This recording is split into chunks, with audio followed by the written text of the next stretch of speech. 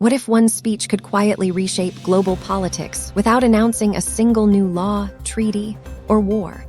That's the question many leaders left Davos asking after Donald Trump took the stage at the World Economic Forum. There were no dramatic declarations, no formal agreements signed, and no standing ovations. Yet Trump's words sent clear signals that unsettled allies, rattled markets, and reignited old fears about trade wars, territorial ambition, and a world drifting away from predictable rules. What sounded like a speech was, in reality, a warning. From the moment Trump began speaking, it was clear this would not be a conventional Davos address. Instead of reassurance, he delivered pressure. Instead of unity, he emphasized leverage.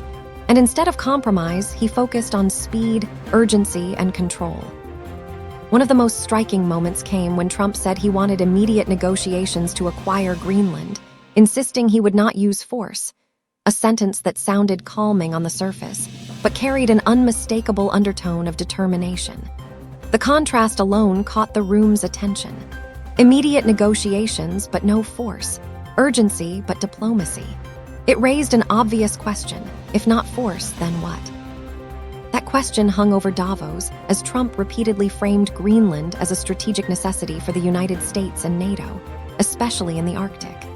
This was not presented as a long-term idea or a theoretical discussion. Trump spoke as if time were running out, as if delay itself were a risk.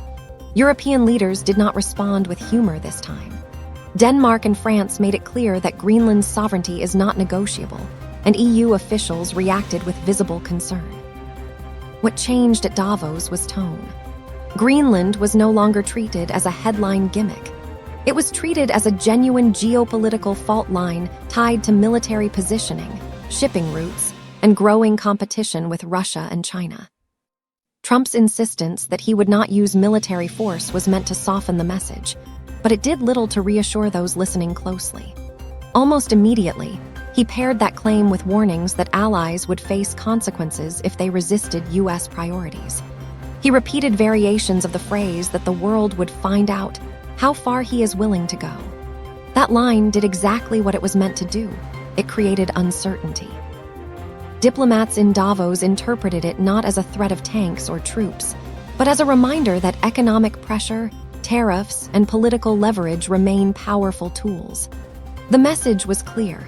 Negotiations may be peaceful, but resistance could be costly.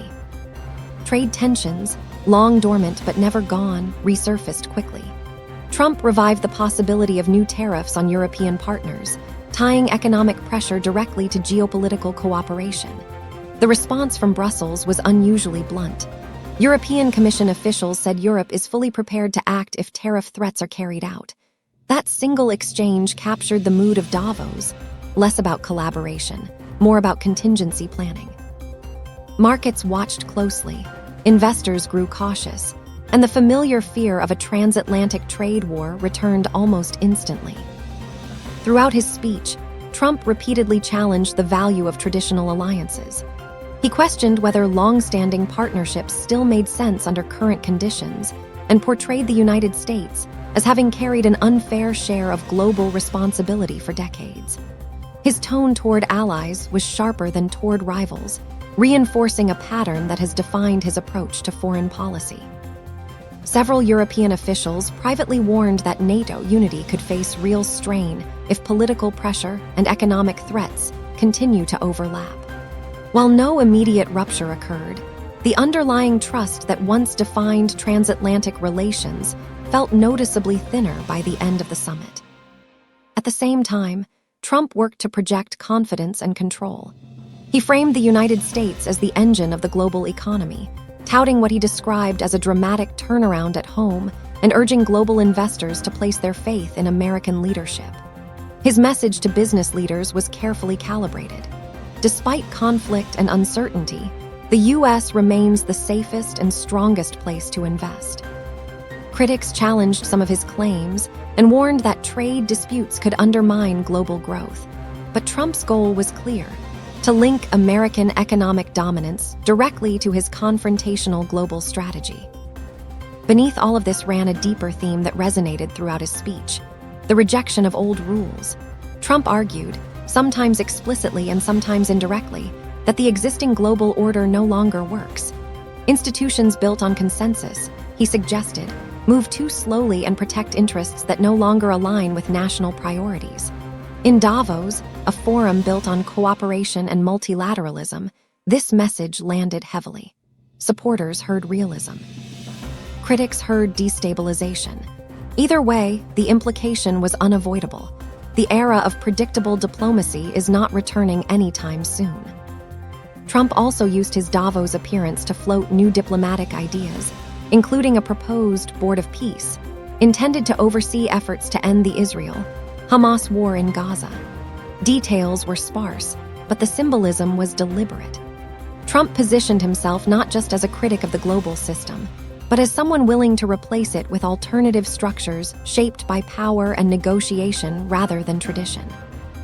Reactions ranged from cautious curiosity to outright skepticism, but the proposal reinforced Trump's self-image as a deal-maker operating outside established frameworks. As the speech concluded and leaders filtered out of the hall, one thing was clear: Trump had succeeded in dominating the conversation. There was no single headline moment, no dramatic agreement announced, yet the impact lingered. Greenland was no longer hypothetical. Tariffs were no longer off the table. Alliances were no longer assumed. Davos had become less about shared solutions and more about preparing for confrontation. Trump's visit did not resolve any of these tensions, but it clarified the direction he intends to push. His approach blends urgency with ambiguity, reassurance with pressure, and diplomacy with leverage. Supporters see strength and clarity. Critics see risk and instability. What no one at Davos could deny was that Trump had once again shifted the center of gravity. The world left the summit not with answers, but with a growing sense that the rules may be changing, and that everyone may soon have to decide how far they are willing to go in response.